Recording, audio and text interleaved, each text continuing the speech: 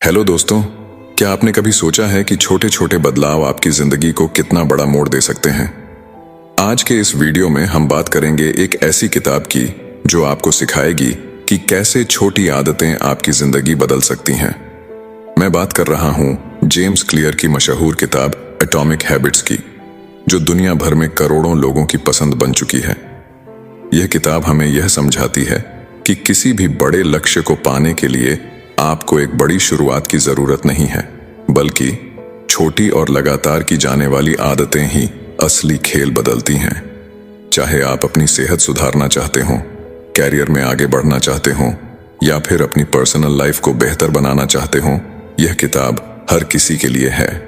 इस वीडियो में मैं आपको इस किताब की सबसे अहम बातें सरल हिंदी में समझाऊंगा। आप जानेंगे अच्छी आदतें कैसे बनाएं और बुरी आदतों से कैसे छुटकारा पाएं, क्यों छोटी छोटी आदतें बड़ी सफलता का आधार होती हैं, और वो तरीके जिनसे आप अपनी आदतों को लंबे समय तक बनाए रख सकते हैं। तो अगर आप भी अपनी लाइफ में पॉजिटिव बदलाव लाना चाहते हैं और अपने डेली रूटीन को बेहतर बनाना चाहते हैं, तो इस वीडियो को अंत तक जरूर देखें। चलिए शुरू करते हैं एटॉमिक हैबिट्स की इस शानदार जर्नी को समझना और एक बेहतर और सफल जीवन की तरफ पहला कदम उठाते हैं। The surprising power of atomic habits. आप जरा सोचिए कि आप कौन से काम हर रोज करते हैं। अब यह सोचिए कि आप वो काम क्यों करते हैं, और अगर आप वो काम ना करें तो आपको किस तरह से परेशानी होगी। हम में से ज्यादातर लोगों की आदत होती है सुबह उठकर ब्रश करना। अगर आप 2 दिन ब्रश ना करें तो आपको मुंह से बदबू आने लगेगी और वो आपको अच्छा नहीं लगेगा।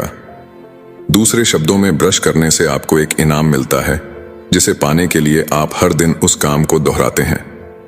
इसे साबित करने के लिए कुछ साइकोलॉजिस्ट ने एक बंदर पर एक्सपेरिमेंट किया। उन्होंने उस बंदर को एक पिंजरे में बंद किया और उसके सामने एक लीवर और एक कंप्यूटर रखा। उस कंप्यूटर पर जब लाल रंग की लाइनें दिखाई जाएं और उसके बाद लीवर को खींचा जाए तो बंदर को खाने के लिए फल मिलते थे।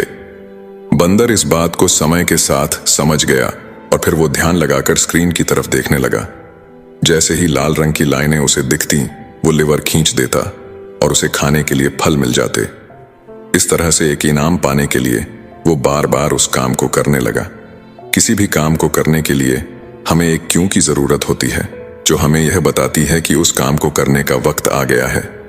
एग्जाम्पल के लिए, कुछ लोग अपने तनाव से छुटकारा पाने के लिए शराब का सहारा लेते हैं।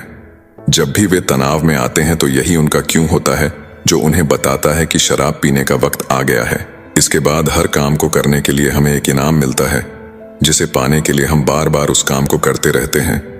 जब उस व्यक्ति को शराब पीने के बाद राहत मिल जाती है तो वो व्यक्ति फिर से तनाव में जाने के बाद शराब को याद करता है।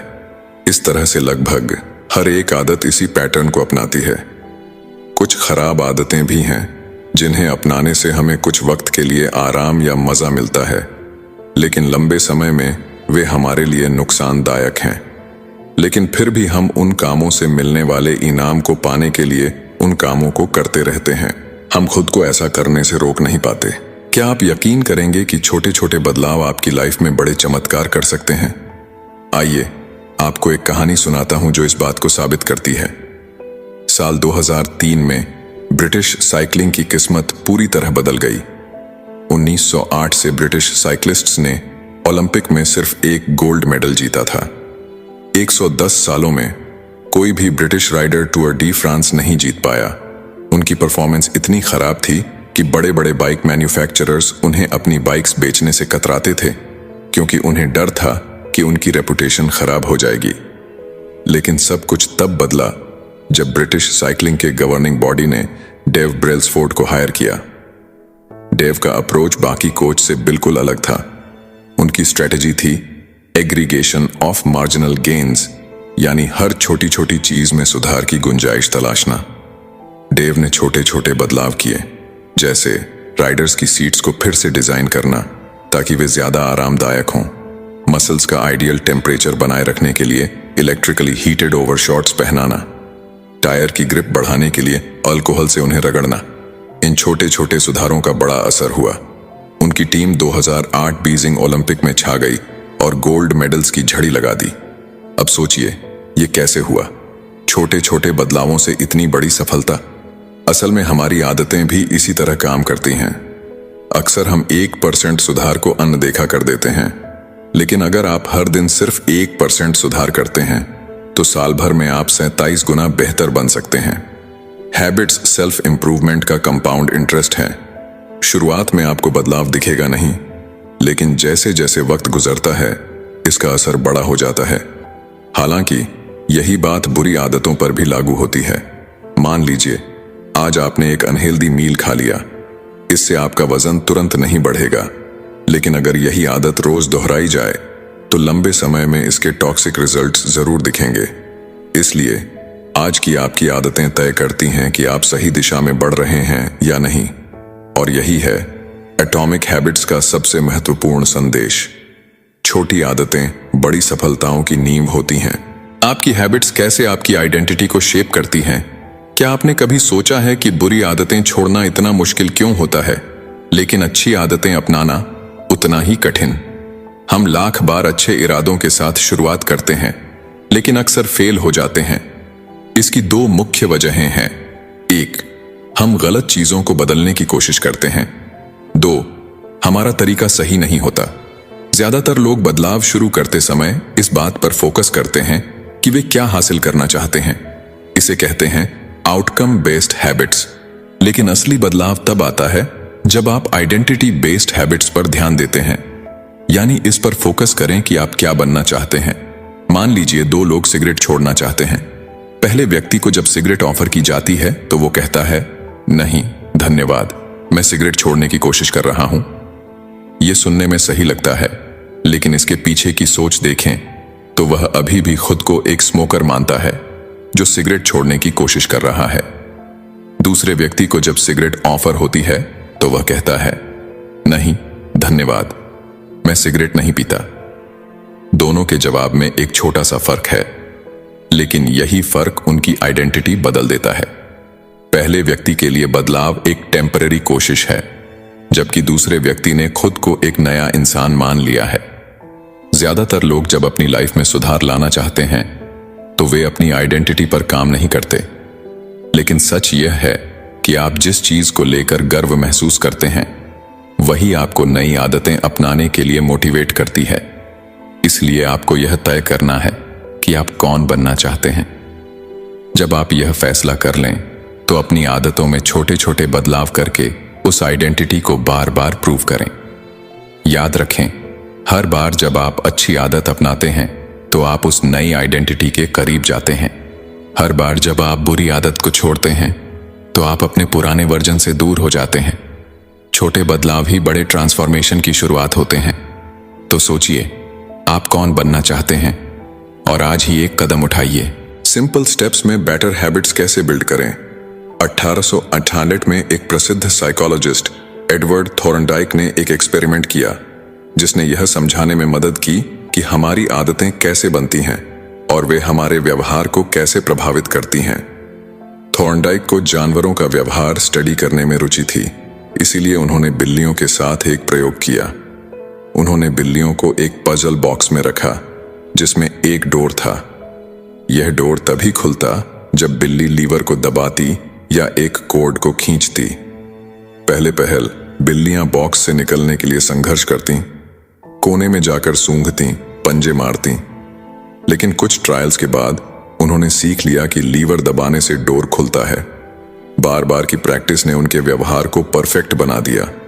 थॉर्नडाइक ने निष्कर्ष निकाला, वह व्यवहार जो संतोषजनक परिणाम देता है उसे हम बार बार दोहराते हैं, और जिसका परिणाम अनुकूल नहीं होता उसे छोड़ देते हैं।